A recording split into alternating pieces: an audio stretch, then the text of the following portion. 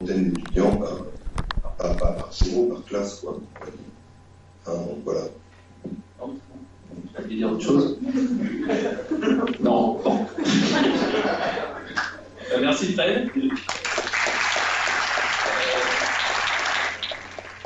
On va parler de l'objet aussi de cette rencontre, c'est pour les 40 ans de la réédition d'un album, parce qu'il y a eu un album qui a été fait, alors pas exactement une BD, parce que l'adaptation est plus complexe d'adapter une histoire originale qui a été faite pour de l'animation en BD, mais quand même un livre vraiment chouettement illustré. Et avec des grandes illustrations, et puis un texte qui explique un peu le film.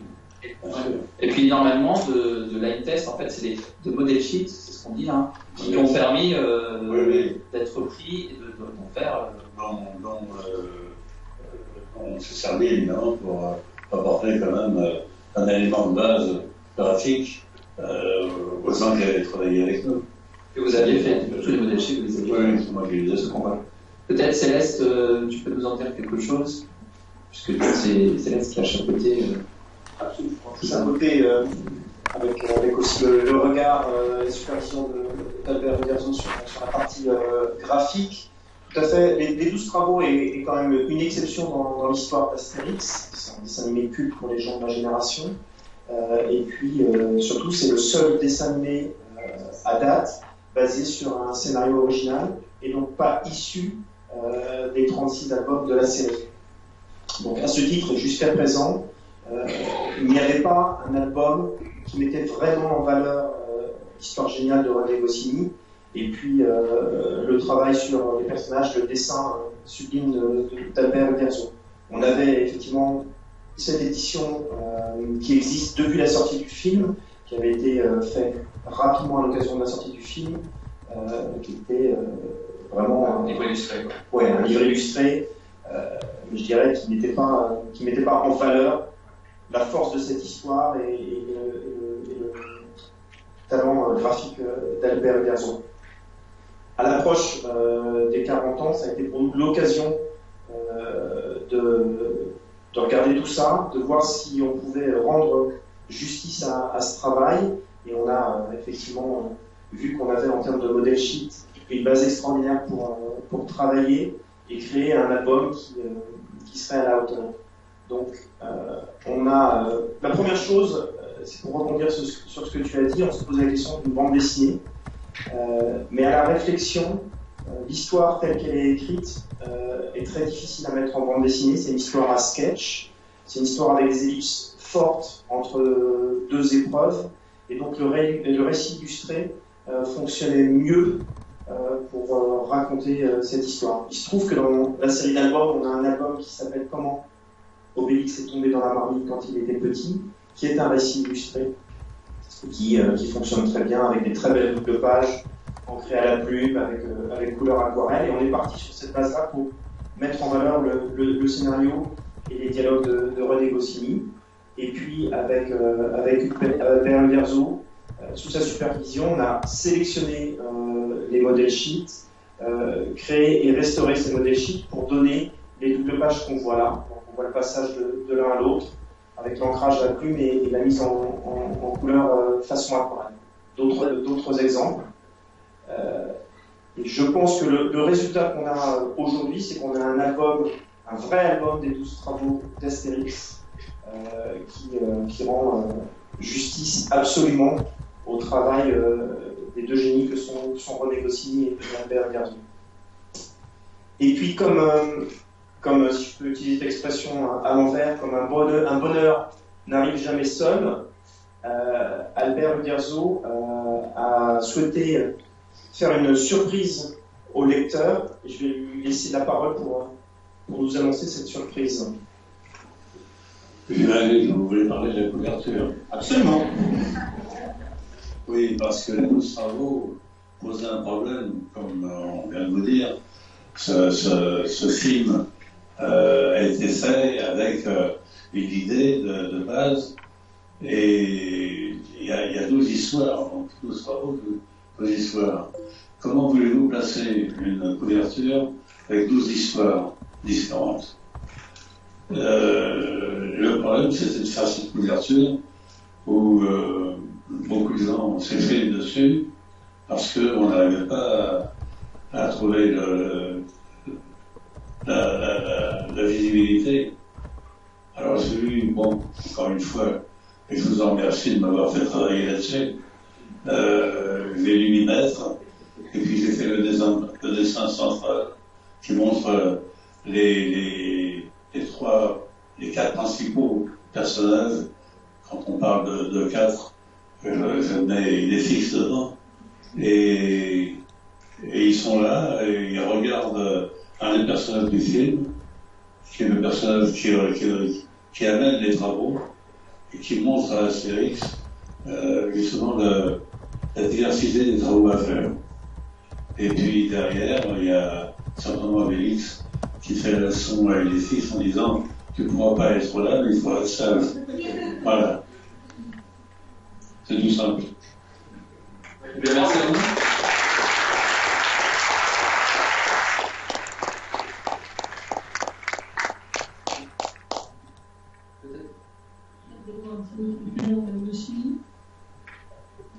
Oui, je ne pouvais pas imaginer que tout ça ait lieu sans évoquer le nom d'un grand ami de mon père et d'Albert, qui est Pierre Tchernia, qui a prêté sa voix pour les dessins animés, notamment au début, avec lequel mon père a signé un film de culte qui s'appelle Le Viager, avec lequel mon père a également écrit Les Gaspards. Et puisqu'on parlait de 40e anniversaire, en 76-2016, les 12 travaux d'Astérix, 77-2017, les 40 ans de la disparition de mon père, qui vont être notamment célébrés à l'initiative de Costa Gavras et Frédéric Pono par une très très belle et très grande exposition à la Cinémathèque d'octobre 2017 à mars 2018. La Cinémathèque qui rendra hommage à l'œuvre cinématographique de mon père et d'Albert.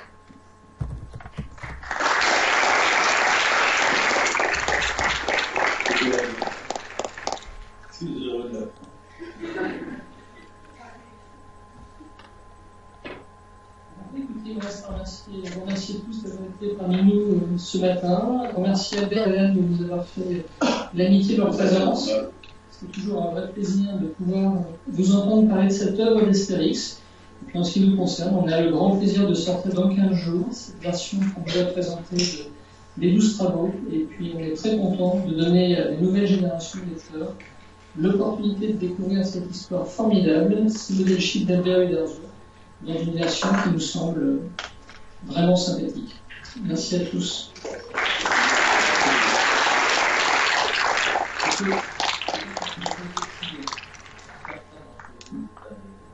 Jeunes étudiants avaient des questions à poser, profitez-en. On peut poser quelques questions. On peut poser quelques questions. Ça ne se reproduira pas. Tous les jours. Encore faut-il que je puisse y répondre. Non.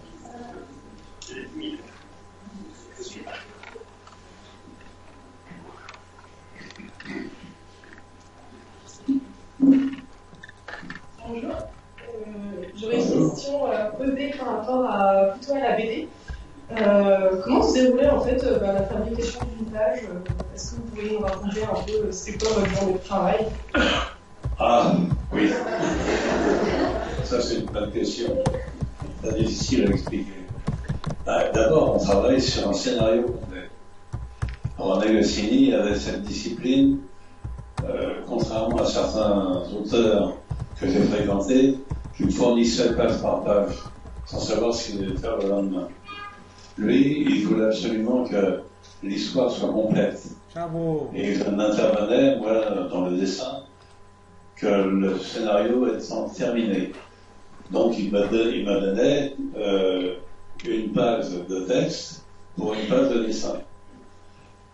Qu'il commençait lui-même à construire, évidemment, il faisait un schéma, même si cette fois c'était quelquefois uniquement inscrit dans sa tête, que je transmettais, et comme on avait l'habitude de travailler ensemble, je savais ce qu'il voulait. Quand il demandait le fichage d'un dessin, si c'était un plan un plan moyen, un plan éloigné. C'était une gymnastique qui nous paraissait tout à fait simple. Mais il n'empêche que quand j'ai créé mes propres scénarios, il a fallu que je fasse la même chose, que je construise chaque planche pour savoir la finalité, si ça correspondait à ce qu'on souhaitait. On dit toujours que quand on fait une bande dessinée qui doit être suivie semaine par semaine, ce qui était le cas pour Astérix, qui paraissait dans ce journal pilote, il fallait faire un dernier dessin qui donnait envie d'attendre la prochaine page. Et c'est ce que nous avons fait, quelquefois avec beaucoup de mérite, parce que c'est pas évident, pour donner au lecteur, dire « Oh, je suis curieux de voir ce qui se passe après ». Donc, à partir de ça, c'est une discipline qui vient, quand on a du métier, tout naturellement.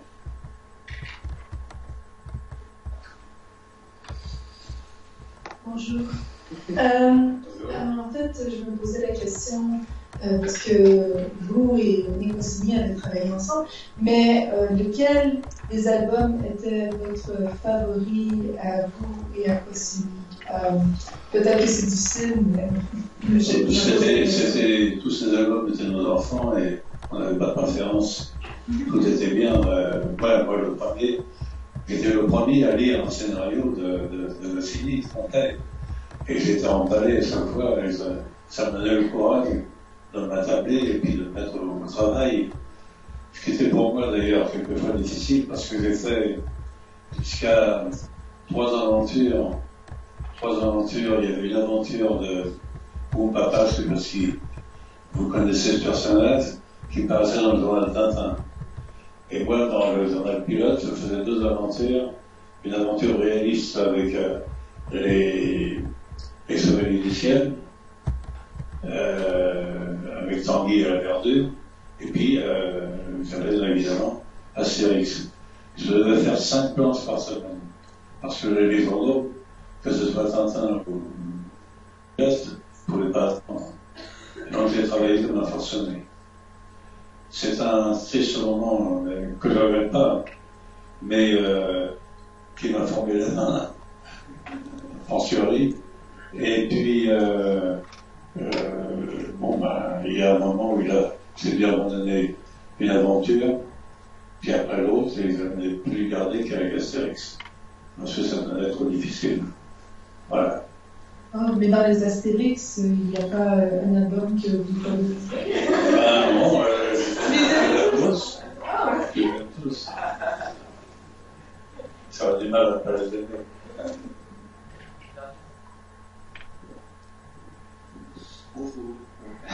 Bonjour. Déjà, j'ai envie de vous dire que je suis très fan. Merci de aujourd'hui. Et aussi, c'était pour savoir comment se passe le passage entre la BD et du storyboard en termes de travail, en termes de journée, en termes de relation avec l'histoire et tout ça. C'est tout à fait différent. Un storyboard, comme je l'expliquais tout à l'heure, sur une idée générale, ça se travaille ensemble. Chacun donnait son avis quant au découpage des films et la façon d'interpréter les scènes qui venaient les unes derrière les autres. Une BD, non. La BD se travaille d'abord par le texte, évidemment, doublé quand même par un schématique de la construction de la page, le nombre d'images, par exemple. C'est important. Un scénariste de bande dessinée doit avoir en tête comment il représente chaque image. Parce que vous avez des images qui demandent à être étroites, d'autres images qui demandent à être beaucoup plus larges. Et une page se découpe en 12 dessins en principe, mais on est quelquefois obligé d'en faire 10, quelquefois même une demi-page, pour représenter quelque chose qui en vaut la peine. Donc ça se construit au fil des pages de scénario. Et puis ensuite, je n'ai jamais eu a demandé à Goscinny comment il voyait cette chose, parce qu'il me l'expliquait déjà. Il avait en tête, et quand c'est un paysage, c'est évident, un paysage, quand il fallait faire une bagarre entre les Gaulois et les Romains, j'avais besoin d'un peu d'aisance, donc ça représentait une demi-page déjà, et ainsi de suite. C'est un travail en commun tout à fait qui nous aide tout naturellement. Merci.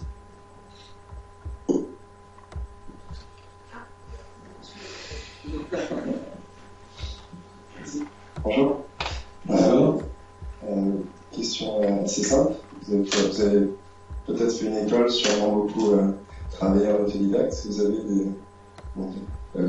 si vous pouvez nous parler un peu de comment vous êtes formé au dessin, au scénario, et si vous avez ce genre de conseils à passer aux générations qui viennent.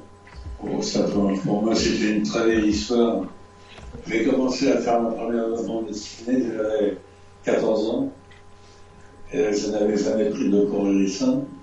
Je n'en ai jamais pris d'ailleurs, par après. Et puis, pour vous raconter, je m'étais inscrit dans une école pour une école de mécanique. Je voulais être comme mon frère aîné qui était un deuxième père pour mon père, qui était mécanicien, et on s'adorait tous les deux. Et quand mon frère a vu la bande dessinée, nous étions en fin d'études de l'année, et on arrive aux vacances. Il m'a dit, écoute, Albert, je vais te présenter dans une maison d'édition, parce que je préfère te voir pendant les vacances dans une maison d'édition plutôt que de te voir traîner chez copains à la rue. Bon, alors je suis rentré dans une grande maison d'édition parisienne, au 43 rue Dunkerque, la SPE, ça c'était pas une édition. Et là, j'ai appris ce métier, ce qui était que construire un texte, une mise en page, et ainsi de suite. Et puis, je n'y suis resté qu'un an, finalement. J'ai abandonné l'école de mécanique, c'est évident. Et la guerre étant ce qu'elle était, j'ai dû m'enfuir en Bretagne pour pouvoir me nourrir. À 14 ans, on a besoin de manger. À l'époque, c'était très difficile. Et on a oublié ça. Mais quand on l'a vécu, on ne l'oublie pas. Et puis voilà, et là, je me suis ancré dans l'idée que la bande dessinée soit peut-être un métier d'avenir. Qui était pas tout le vie de mon père, d'ailleurs, parce qu'il m'envoyait déjà. Vous savez, mon père est d'origine italienne, qui n'avait aucun moyen de voir ce que pouvait représenter ce métier. Il me voyait comme certains peintres qui vivaient à clocharde sous un toit, et il me disait, mon fils, il va partir dans une déroute épouvantable. Et donc j'ai eu du mal à le convaincre de me laisser faire, ce qui a fait quand même à fortiori, puis il a compris que ça pouvait l'intéresser après.